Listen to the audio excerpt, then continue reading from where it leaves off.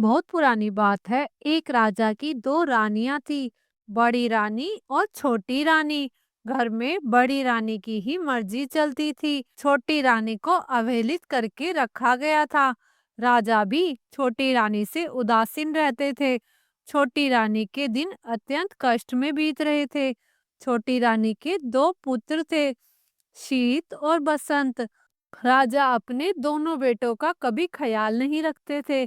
दोनों को न तो अच्छा भोजन मिलता था, न अच्छे वस्त्र। बड़ी माँ की जली कटी बातें भी उन्हें सुननी पड़ती थी। छोटी रानी सब देखती या सहती थी, पर बड़ी रानी को इससे भी संतोष नहीं था। वो हमेशा छोटी रानी को नीचा दिखाने की चेष्टा करती रहती थी।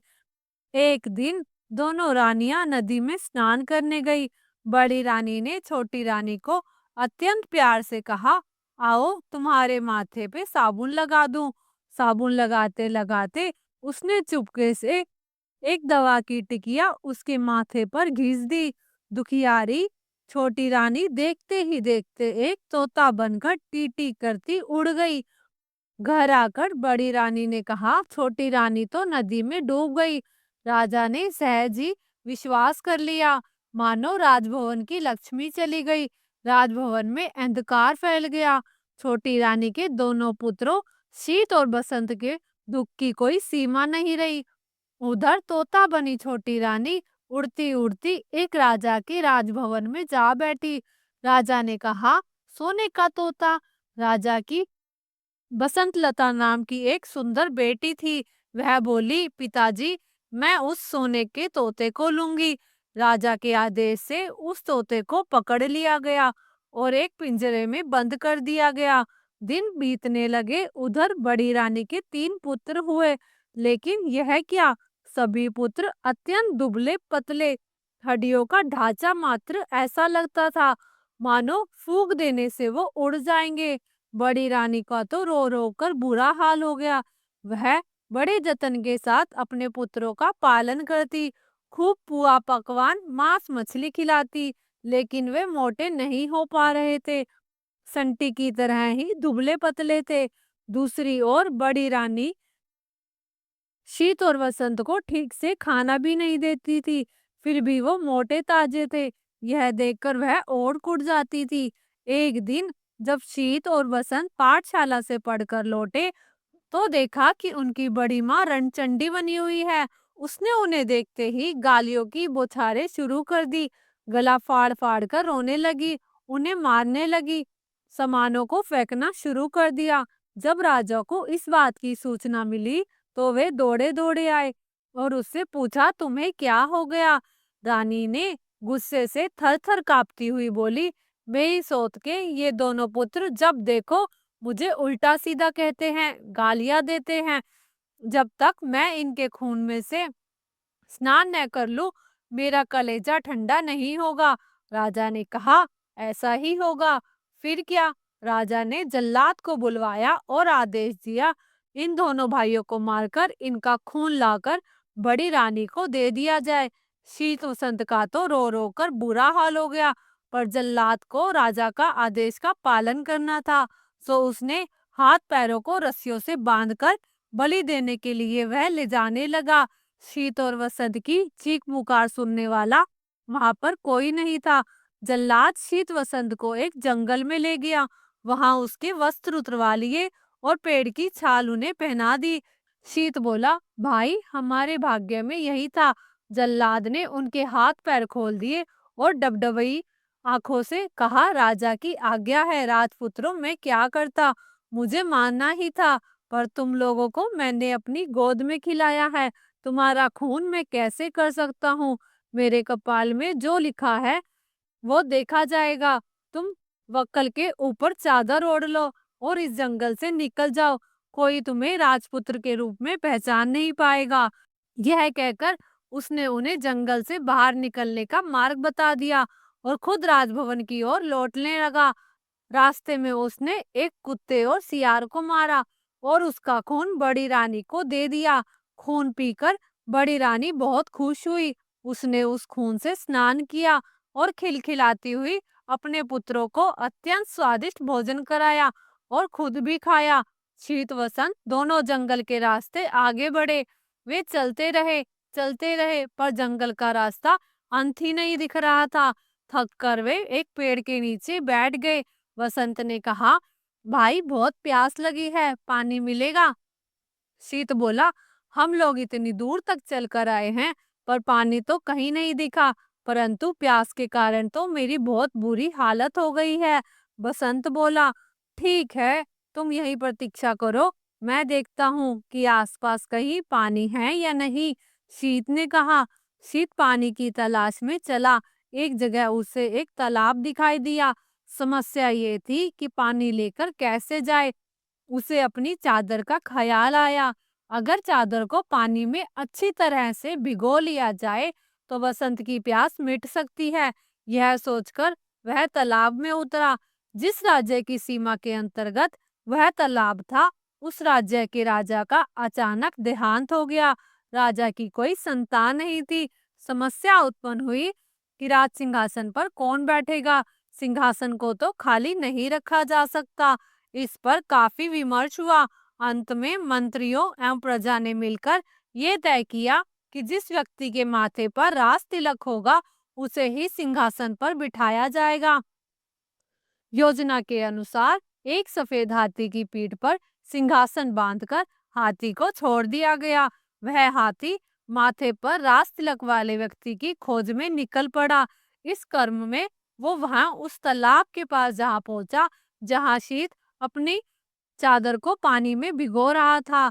शीत के माथे पर राज तिलक देखते ही सफेद हाथी ने उसे अपनी सूंड में पकड़ लिया और सिंहासन पर बिठा दिया। शीत बसंत बसंत पुकारने लगा, पर सब बेकार। सफेद हाथी शीत को लेकर तेजी से नगर की ओर चल पड़ा। इधर बसंत पेड़ के नीचे बैठा भाई के आने का इंतजार कर रहा था। बहुत देर तक जब उसका भाई नहीं आया तो डर के मारे वह रोने लगा। रोते रोते सारा दिन बीत गया। रात हुई तो रो रो कर भी वह सो गया। दूसरे दिन सुबह एक सन्यासी उधर से गुजरा। बसंत को उस हाल में देखकर उसे बड़ी दया आई। उसने उसे गोद में उठा लिया और जंगल में बनी अपनी कुटिया में ले गया। उधर सफेद हाथी शीत को लेकर उस राज्य की प्रजा के समक्ष उपस्थित हुआ। सभी ने नए राजा का स्वागत किया। शीत को राज सिंहासन पर बिठाया गया और उसे राज तिलक लगाया गया। शीत को कुछ समझ नहीं आ रहा था कि ये क्या हो रहा है। उसे तो रह रहकर अपने भाई बसंत की बहुत याद आ रही थी। समय बीतने लगा। शीत ने परिस्थितियों से समझौता कर लिया। वह कुशलतापूर्वक राजकाज संभालने लगा। अब उसे किसी भी चीज का अभाव नहीं था। उधर बसंत जंगल में सन्यासी की कुटिया में अपने दिन बिता रहा था। वह रोज हवन के लिए जंगल से लकड़ियां चुनकर लाता और पूजा के लिए फूल तोड़ कर लाता और जंगल के कंदमूल खाकर अपना पेट भरता।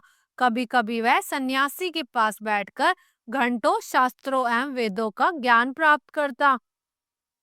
शीत और बसंत के पिता पर दैवीय आपदा आ गई। उनका सारा राज्य नष्ट हो गया। राजा सब कुछ छोड़कर अज्ञातवास को चले गए। बड़ी रानी की दशा भी अत्यंत दयनीय हो गई। भिक्षा मांगकर जीवन निर्वाह करने की नौबत आ गई। परंतु उसके फटे चिथड़े गंदे कपड़ों को देखकर लोग उसे दुत्कार देते।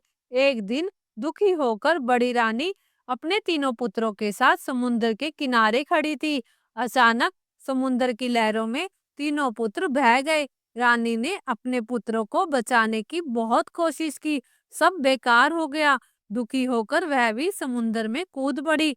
उधर राजा की बेटी बसंत लता अब बड़ी हो गई थी।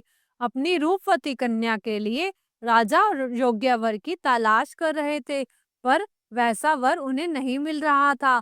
तब रानी से परामर्श कर उन्होंने स्वयंवर का आयोजन किया। स्वयंवर सभा में अनेक राज्यों के राजपूत उपस्थित हुए। राजा ने घोषणा की कि सारे राजपूत अपने आसनों पर बैठेंगे और बसंत लता हाथ में माला लेकर सभी के सामने से गुजरेगी। जो राजकुमार उसे पसंद आएगा, उसी के गले में वह वरमाला डालेगी। इधर बसंत लता ने स्वयंवर के लिए श्रृंगार करना आरंभ किया। बालों का जूड़ा बनाया, आंखों में काजल लगाया, पाँव में आलता लगाया और फिर तोता बनी रानी से पूछा, और मुझे क्या करना चाहिए? तोते ने कहा, मैं अगर तुम्हारी जगह होती तो पाँव में सोने की पायल पहनती, इससे रुनझुन की बहुत मधुर ध्वनि आती है। बसंत लता ने सोने की पायल पहन ली और फिर पूछा, बोलो और क्या करना चाहिए मुझे? तोते ने कहा, अगर मैं तुम्हारी जगह होती तो सोने की जरी वाली साड़ी पहनती। तोते की बात सुन बसंत लता ने सोने की जरी वाली साड़ी पहनी। फिर तोते ने कहा, अब तुम हीरे का हार पहन लो, बहुत सुंदर लगोगी। बसंत लता ने हीरे का हार पहन लिया। फिर पूछा, अब तोते ने कहा, नाक में मोती की लौंग और कानों में जड़ाऊ कर्णफूल और मांग में हीरे का टीका पहनने से नारी का श्रृंगार पूरा होता है। बसंत लता ने सारी चीजें पहन ली। तब तोते ने कहा, सब तो हुआ, पर गजमुक्ता न होने से श्रृंगार पूरा नहीं होगा। तुम्हारे पास तो गजमुक्ता है ही नहीं। अगर स्वयंवर में आए हुए राजकुमारों में से कोई गजमुक्ता ला दे तो समझना वही तुम्हारे योग्य वर है।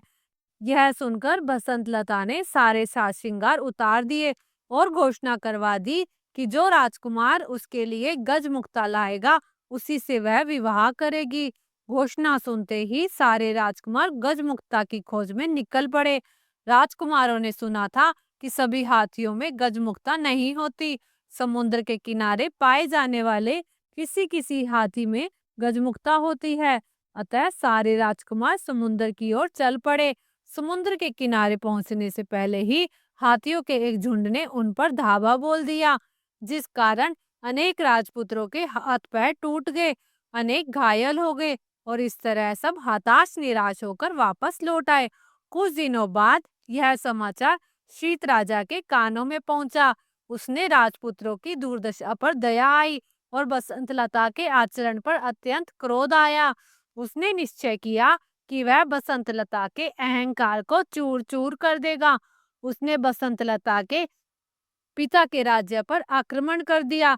बसंत लता की पिता की पराजय हुई। शीत राजा ने बसंत लता को बंदी बना लिया। उधर बसंत सन्यासी की कुटिया में दिन बिता रहा था। सारा दिन इधर उधर घूमता रहता। उसकी कुटिया के पास एक विशाल बरगद का पेड़ था। उसमें एक गुल और एक बुलबुल रहती थी। एक दिन दुखी होकर बसंत उसी पेड़ के नीचे बैठा था। तब उसने गुल और बुलबुल की बातचीत करते हुए सुना।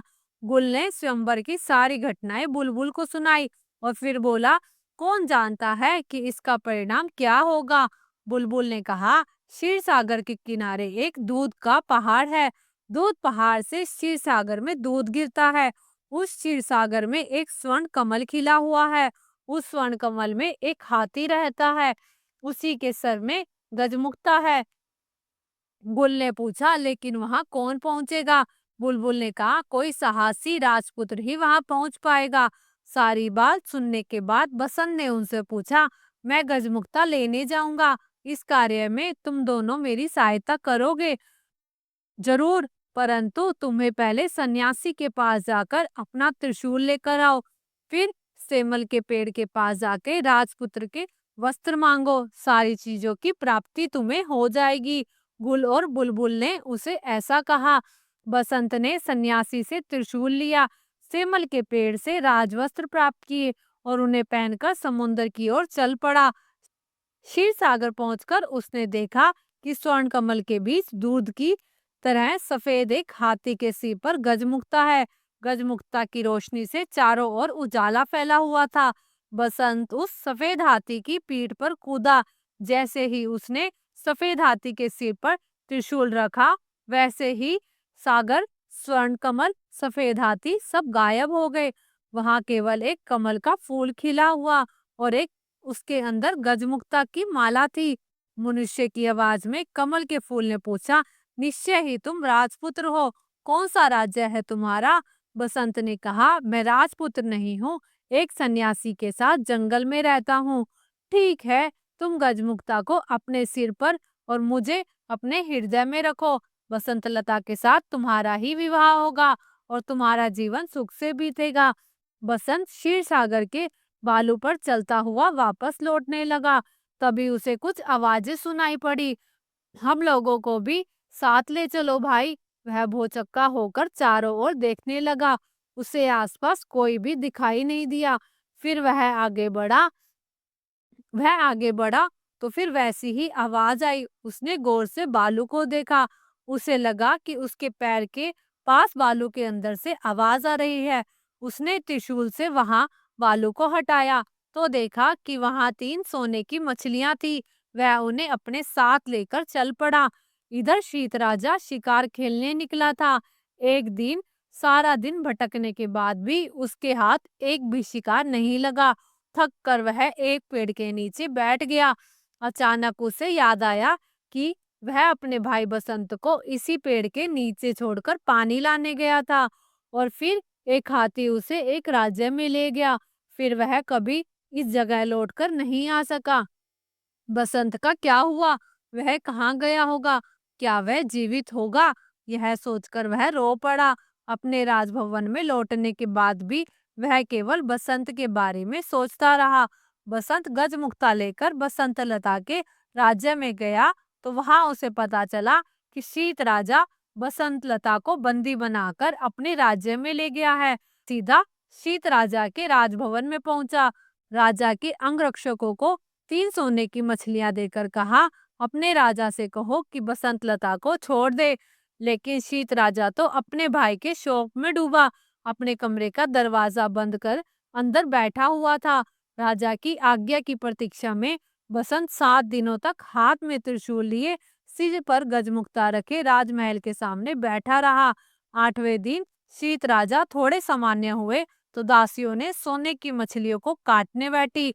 लेकिन आश्चर्य, मछलियां बोल उठी, हमें न काटो, हम राजा के भाई हैं। अंगरक्षकों ने जब शीत राजा को बसंत की बात बताई तो वे स्वयं राजभवन से बाहर आए। वहां अपने भाई बसंत को देखा तो दौड़कर उसे अपने गले से लगा लिया। तभी वे दासियां उन बोलने वाली सोने की मछलियों को लेकर राजा के पास पहुंची। लेकिन आश्चर्य, शीत राजा के हाथ लगते ही तीनों मछलियां तीनों मनुष्यों में बदल गई। उन्हें देखते ही वे पहचान गए कि ये बड़ी रानी के पुत्र थे, शीत बसंत के सौतेले भाई। शीत बसंत ने बड़ी रानी और राजा के दुर्भाग्य की सारी बातें उनसे सुनी। उनकी आंखों से आंसू बहने लगे। पांचों भाई आनंद पूर्वक राजभवन में रहने लगे। शीत राजा अपने भाई बसंत के विवाह की तैयारी करने लगा।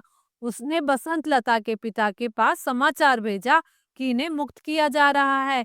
पिंजरे के तोते ने बसंत लता को खुशखबरी दी। गजमुक्ता लेकर राजपुत्र आ गया। बसंत लता बोली, जानती हूँ। उसी समय एक दासी दौड़ती हुई आई और उसने प्रसन्नता पूर्वक कहा कि गजमुक्ता लाने वाला राजपुत्र राजा शीत के ही भाई हैं। बसंत लता बहुत खुश हुई। उसने तय किया कि वह अपने प्रिय तोते को आज अपने हाथ से स्नान कराएगी। उसने कपिला गाय के दूध में कच्ची हल्दी को पीसकर दूध में मिलाया और उसे तोते को स्नान कराने लगी। इस कर्म के चलते बसंत लता के हाथ से तोते के माथे की दवाई पहुंच गई। देखते ही देखते तोता एक सुंदर नारी बन गया। बसंत लता को आश्चर्य से पूछा, तुम कौन हो, परी या देवी? वह बोली, मैं राजरानी हूँ। शीत और बसंत मेरे ही बेटे हैं। उसके बाद उसने अपने साथ घटी सारी घटना उसको बता दी। अगले दिन बसंत लता के साथ बसंत का विवाह धूमधाम से संपन्न हुआ। विदाई के समय बसंत लता ने अपने पिता से कहा, मैं पालकी में अकेली ही जाऊंगी। पिता ने पूछा, यह क्या बात हुई? बसंत लता बोली, मैंने प्रण लिया है कि सुबह प्रार्थना के समय अकेली रहूंगी। पिता बोले, ठीक है, जैसे तुम चाहती हो वैसे ही होगा। सभी से विदा लेकर बसंत लता सुंदर पालकी में बैठ गई। उसने चुपके से छोटी रानी को अपनी पालकी में बिठा लिया। बसंत भी अपनी पालकी में बैठ गया और शीत राजा के महल के पास जब पालकी रुकी तब उससे बसंत लता के अलावा एक अपार सुंदर नारी भी उतरी। सब उसे आश्चर्यचकित होकर देख रहे थे। उसने पालकी से उतरते ही पूछा, कहाँ है मेरे शीत बसंत? मेरे पास आओ। माँ की पुकार सुन शीत और बसंत दौड़कर आए और उससे लिपट गए। बड़ी रानी के तीनों पुत्र भी दौड़कर वहां पहुंच गए। इस सुखद समाचार को सुनकर थोड़े दिनों बाद राजा भी लौट आए। इस प्रकार छोटी रानी के दुख का अंत हुआ। सभी के दिन सुखपूर्वक बीतने लगे। जय श्री कृष्णा। दोस्तों, अगर आपको हमारी वीडियो अच्छी लगी तो प्लीज वीडियो को लाइक करें और शेयर करें और कमेंट में जय श्री कृष्णा लिखना ना भूलें।